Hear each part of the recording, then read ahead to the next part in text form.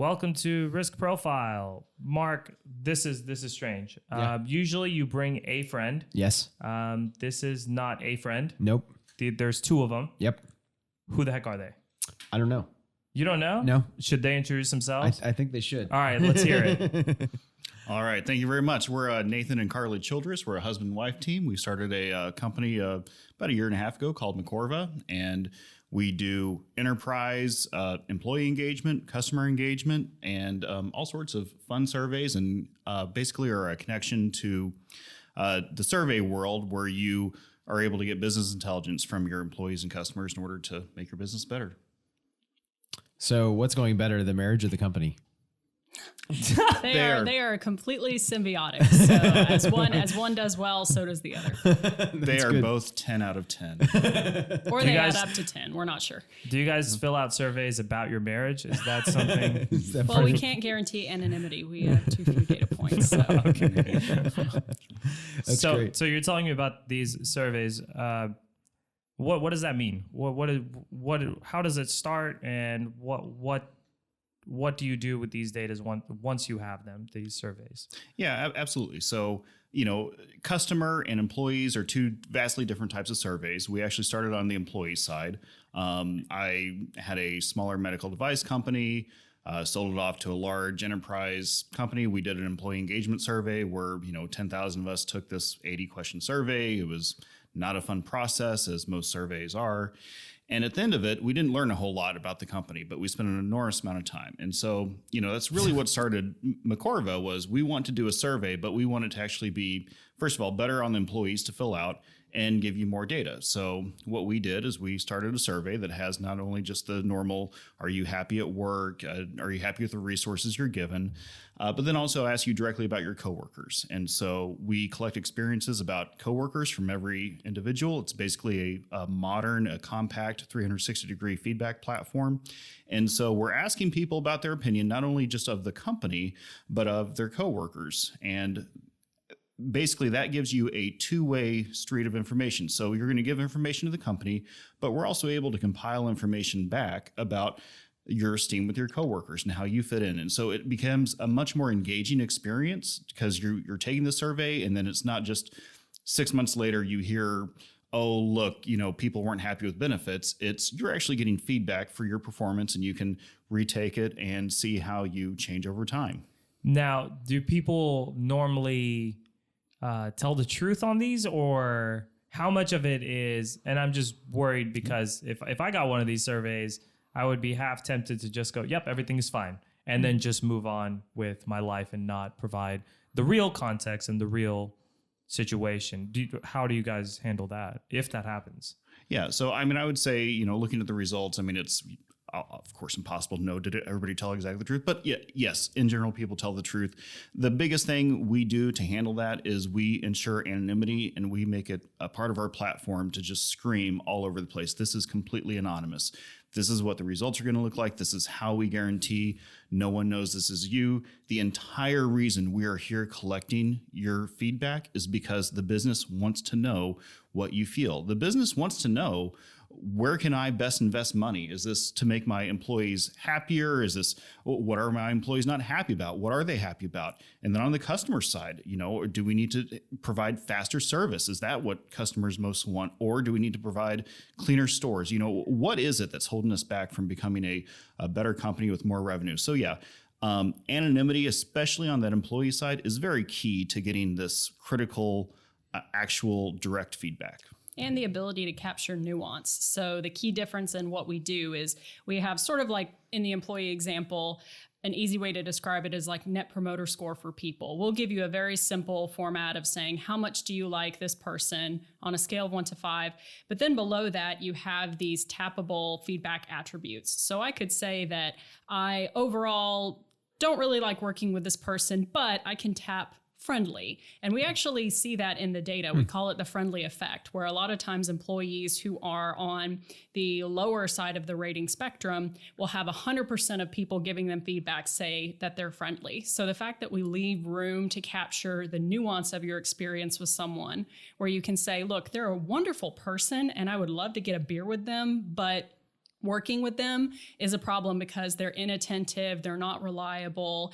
And so being able to capture that nuance means in the data, we do see actually a fairly normal distribution of ratings, which kind of affirms our belief that if you give people that ability to share the full details of their experience, they will be fully honest. So you guys are both chemical engineers. How'd you go from chemical engineering to entrepreneurship?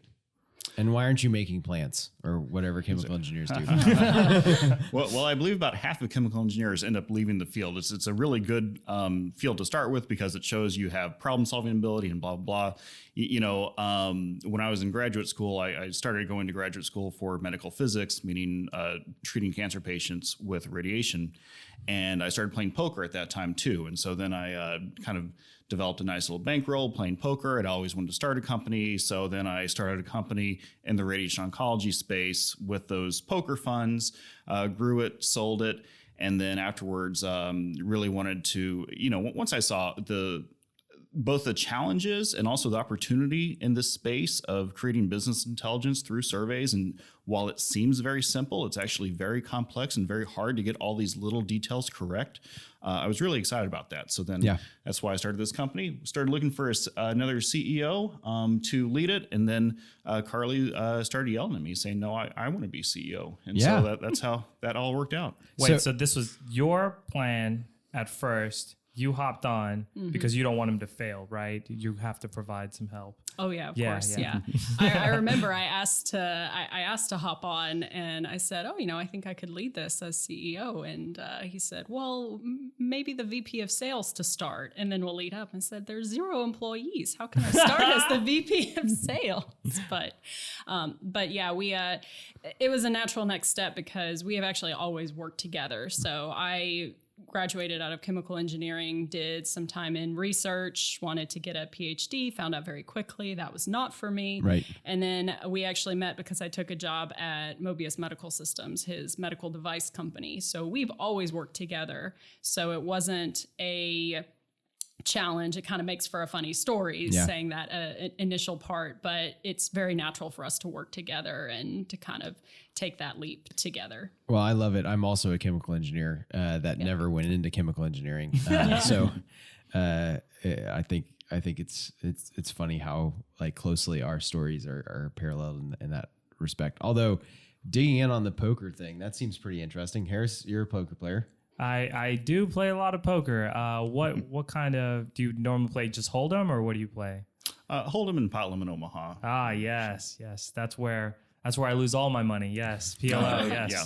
No, but PLO. Build a bankroll in Hold'em and then lose it all in PLO. Yep, that's how it goes. That is a very common thing for people to do, and that's why you get on the PLO side, which is it seems not much more complex because you have 4 cards instead of 2, but it's actually 8 times the complexity. Oh my gosh! Yeah. Combinations. Yeah.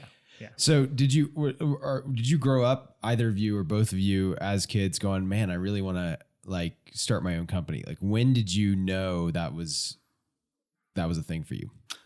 I would say for me, definitely since I was a kid, it's just about being able to come up with an idea, see it through, and kind of have that, the leadership, the control, and really be able to fully bring that idea to fruition. That always appealed to me. So I figured that it was something I wanted to do. And then once I learned about this whole software thing, I'm not a computer programmer by nature, but I kind of did it on the side for my PhD work. Then the computer software seems a very natural channel to do that with because it's a relatively low startup cost, but a big effect. Okay. So you are playing poker in your spare time while getting a PhD or while working somewhere? By the way, where are you playing poker in this situation? In the condo of the medical center while getting my PhD. Ah, okay. So mostly online. Some trips to the Bellagio, but mostly online. Online, okay. And so you're doing this and you're telling people you're playing poker and you're doing really well at it, I imagine. And then like when you're like, man, I can start a company with this. Like, what was that day like? Walk us through that. So I'd say actually I stopped playing poker maybe a couple years before I started the company. I stopped playing poker once I built up a big bankroll, had some downtimes, and realized that it just wasn't bringing the happiness in my life that I wanted it to. It was fun, but it's just not that fulfilling. And then maybe it was a year or two after that I was like, you know what, I feel there is an absolute need for this new medical device company. We need to just go ahead and start it. And, I'd been kind of trying to raise money before that, but then I thought, no, I have the bankroll myself. Let's just get going, turn on the switch and see what happens. Okay, so we know that you started off as a poker player, built this bankroll, then started a company. She was involved once you started the company. When did you decide I'm gonna help build companies and become a CEO? When did you do that? Was it when you were little, or what happened? Sure. So I think similar to him, when I was little, I definitely had that. You get that pressure from parents always to go into more technical fields because they say, this is equal to success. But then you actually get out in the real world and discover that, success isn't limited to those technical skills. It's actually a lot more related to business skills that kind of bring together people skills, technical skills, really putting it all together. And so I took the job with his company because I saw an opportunity to really diversify myself, because it was a job in technical sales, but I wound up doing marketing, quality, technical support, kind of learned a little bit of everything. And I learned in that process that I really kind of wanted to be that jack of all trades. I didn't want to be specialized in one area. And that kind of naturally lended itself to leading a business, because you do kind of have to know, obviously, every different aspect of what's going on. So, like, unrelated, but something I've noticed is the people who start companies, the ones that did go to college and stuff like that, they usually fall into one of three categories. Either they're engineers, they come from some kind of marketing background, or they come from finance. Generally, this is just what I've noticed, right? And that kind of makes sense, because if you're the engineer, you can build it. If you're the marketing person, you can sell it. And if you're the finance guy, well, then you can lie about it. So that's that's the three reasons. So you guys are all from the build side. I'm from finance, so no good, don't. But it's really interesting to see the parallels between y'all's stories and Mark's. Yeah. So a big part of this is really digging into that decision when you have a cushy, comfortable life planned in front of you as a PhD student. I think, I don't know if that feels true, or at least like you have a lot of job security. That part might feel true. When you got it, that urge to start the first company, or you got the urge to join and lead the current company, like, what does your experience there like make you want to do? How do you want to share that with somebody that might be driving in their car right now? They have an urge to start something. What do you tell them? I would say I landed my dream job at 25 years old when Mobius was acquired. And I was the youngest product marketing manager at that company. I happened to fall into that role because I was an expert in that portfolio. And again, just had everything on paper that I'd ever wanted out of a career. I didn't think I'd have a job like that until I was well into my 30s. And I kind of quickly realized that I wasn't actually growing in that role. Mm-hmm. And as much as on paper it met all of the criteria of what I'd always wanted for myself, I didn't feel like every day I was learning something new. I was growing as a person. And so I guess from my perspective, it's if where you're at right now, you have the ability to grow and you're able to kind of stay in that growth mindset, then great. But if you feel yourself stagnating and you don't feel like every day you're getting 1% better as a person, as a professional, then that's where I would recommend making a change. Yeah. Yeah. And for me, I had two different experiences with these two different companies. The first company, I did have that stable job, but the drive to do something bigger. I loved working in the hospital. I loved seeing those sets of patients come in, make their lives better. But I knew that if I started a company, I could change the lives of patients around the world. Yeah. And that happened. And that was this amazing feeling.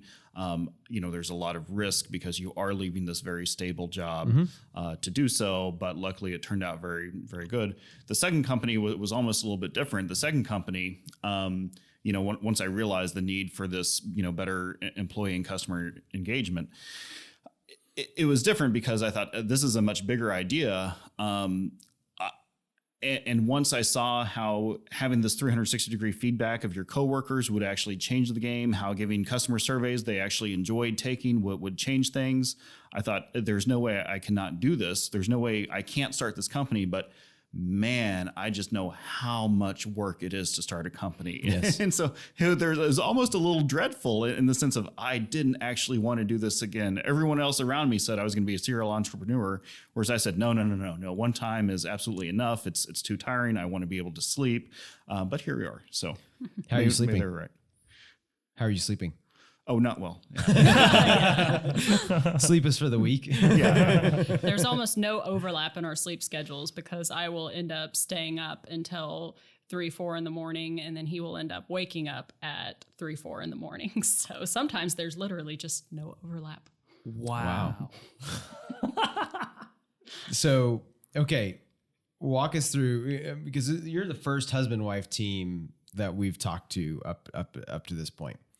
And you inevitably, like a big part of starting a company is running into ambiguity and uncertainty, which necessarily means when you both care about the outcomes, you're also not very likely to arrive at the same conclusion about what needs to happen next. So what does that look like in your household? Like, is this like, do you like all step in the ring and like put on the gloves, or like what does that look like?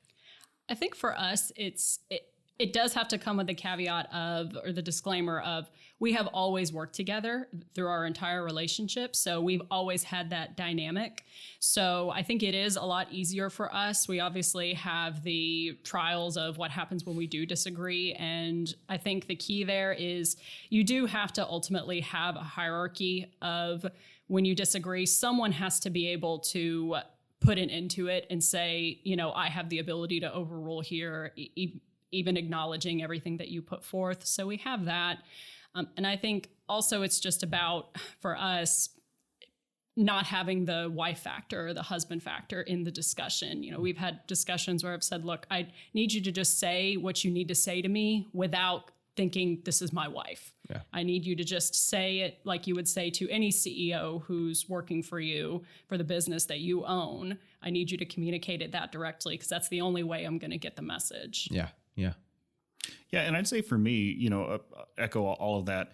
And I think personal and business relationships are actually a lot more similar than you might give them credit for, because it's all about this achieving some level of mutual respect and talking through issues. And so, we obviously have a lot of agreement in our personal and business lives anyway. And so we don't normally just think we should go in completely different directions. Now, there may be little decisions along that we Sure. disagree with. And so, that's where we'll talk it through. And most of the time we come to the same conclusion. Every once in a while we don't. And then that's where, like someone has to say, no, look, this is my area that I've been, I get to make all the decisions on. We're doing this. Let's go forward. Yeah. And, ultimately, because a lot of these business decisions, you just don't know. I mean, it's the uncertainty. If we spend $50,000 to go to this marketing event, is that going to be worthwhile or not? It's just a complete guess. Yeah. So do you prefer to giving business advice or marriage advice? I prefer business advice. I prefer business advice.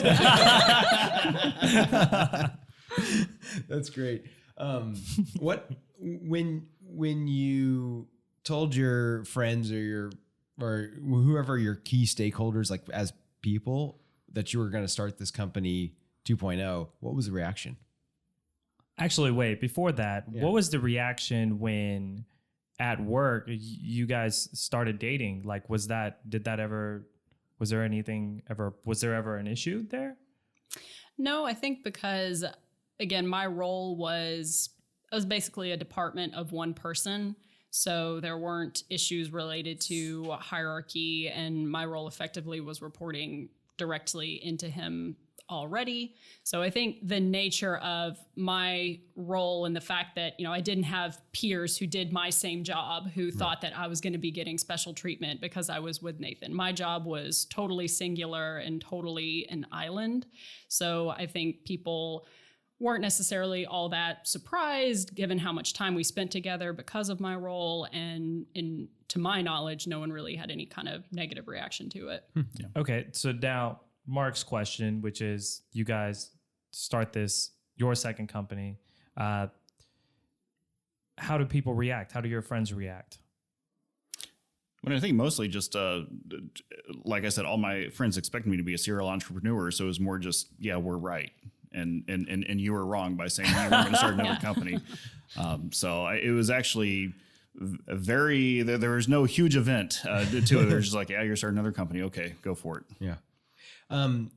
How much does Houston factor into your experience as entrepreneurs? Do you feel like a connection or relation to Houston? And walk us through how Mizzou and Alabama grad end up here. Yeah, I really love Houston. So, Houston, I came down here to go to school at MD Anderson Cancer Center. That was a great experience. I was able to work at Methodist. So the medical center environment has been really great. Houston, you have the best minds, just like you do in San Francisco and Austin. You have this lower cost of living. So unlike San Francisco, and Austin, you don't have, and Austin, you don't have to make these huge sacrifices to go there. So you're able to really get this great group of people to share these ideas with, to help develop ideas with. You have the medical center, you have the whole oil and gas industry, of course. So it's a really good melting pot to start a company, even though it's maybe not on the top of the list of where you think of starting a company. It ends up having some really great results. I have no idea how Mizzou and Alabama actually ended up here, other than I came from MD Anderson, and then I just kind of stayed. And I would say that Houston's excellent for all of the reasons that he said, but from my perspective, it also winds up being a very attractive city for so many high talent, high performing SEC grads, because it is a massive city, fourth largest in the US. It has all of the same amenities, benefits of being a large metropolitan city. But for people from kind of this southeastern part of the United States, it's familiar enough, and it's also close enough to home, and it has all of those opportunities that you could get in a larger city. So I think that's where we're able to benefit from getting some really prime talent in this area from those people who come from those schools that don't necessarily always get acknowledged as being the top places. Yeah. How did your relationships change before your first exit, then after the exit, and then now as a second run company? Like, do you find that you've had some shifts and changes in those relationships? Do you find that they're more or less consistent? Do you interact with people a different way now? Like, what has that success been like for you? It's been pretty not much of a change. I've always kept personal and business separate. Going back to playing poker, I've always had more money than what people would assume. And so I'm not a very flashy person, whereas that first exit, with some people, you can create these large personality differences. Whereas I don't think people would have even really noticed had they not talked to me that I had an exit or that I had started another company. So I'm pretty consistent in my personal life. And I think that level of consistency is also just a very good place to be as a person. If you're going to go through these big emotional changes of starting companies, of selling them, and, going through this process. I think it also revolves around maintaining your interpersonal relationships. And I encountered this before with some entrepreneurs where you eat, sleep, and breathe your business, right? But inevitably, if you're kind of talking to a dear friend, because you eat, sleep, and breathe your business, it might wind up being a little one-sided. You kind of lose touch of all those normal ways that you would connect with someone. Like, they're working their typical job with a boss and with all of these kind of corporate issues, whereas you have totally different issues. But I think we're both pretty good about maintaining relationships where we have that back and forth, where we maintain interest in the other person. And I think that's key in keeping yourself grounded and also maintaining your interpersonal relationships through running a business, because it is very easy to get really isolated and feel like you don't have support. So it's interesting that you guys brought up those two things. It sounds like you guys hedged the stress of starting a business by staying yourself and not really, like, because your life was still stable, you could take on these massive risks within the business, versus I think if you were maybe going through some personality changes or your interpersonal skills with people were falling apart due to whatever, I think that would have caused more stress for the business. So it's interesting that you guys hedged your bets via your personality and your relationships instead of on a more financial way, which is not to say that you didn't hedge your bets financially, but it's just interesting that you brought in the people aspect. Yeah, I mean, in general, when you're starting a company, when you're growing it, if you start a company, one of two things is going to happen. You're going to feel tired and miserable because it's growing so fast, or you're going to feel tired and miserable because it's not growing.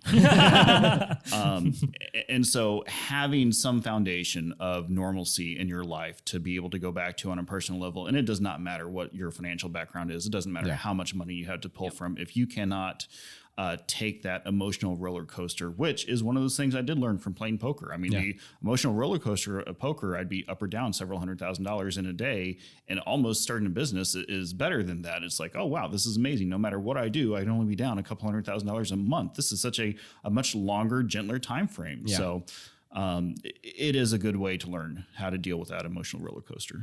So somebody comes to you and they're like, hey, I'm thinking about starting a business. What's your go-to?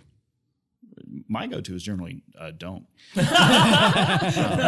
No, my go-to is generally don't, and I want them to argue back and say exactly why they have to do that. Because you need that level of passion. You need that level of, no, this is what I want to do. This is not something, you see stories of people that have done an amazing job, and you're like, oh, look at that. Look at how Mark Cuban did all that, and he's a billionaire now. And you're like, no, that's not an easy path. You're just looking at the successes. There's so much before that. You need to understand how much you're going to have to fight for it. You need to understand what a toll it's going to take on you personally. And you need to have that passion and that fight, years of that passion fight within you in order to be successful.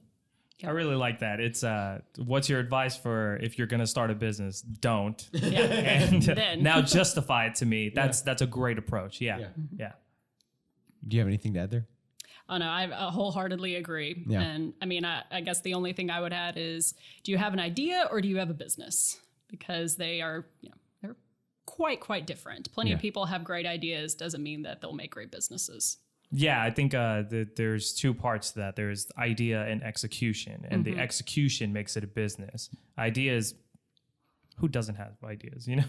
Execution is really where the money is. Well, this has been an engaging conversation. Super glad to not only get a chance to meet you guys, to get to know you guys a little bit better, to hear kind of the interesting dynamic that makes your story unique. And glad to hear that Houston is a big part of that. If you're listening, we're glad that you're here. And definitely share this episode. Talk about the podcast with your friends. Let us hear what you think. We've got a feedback at riskprofile.us email, and you can always reach out to either Mark or Harris at riskprofile.us. And if the viewers wanted to talk to you guys, how would they reach you guys? So you can absolutely email us. Our email addresses are pretty simple. They're just carley.childress and nathan.childress at macorva.com. We always welcome feedback and people reaching out, and we'd love to obviously hear from entrepreneurs and aspiring entrepreneurs in the Houston area. And do not ask them for marriage advice. Just don't do that. They're doing great, but don't ask them. All right, guys. Thanks for listening. Go out there and be someone.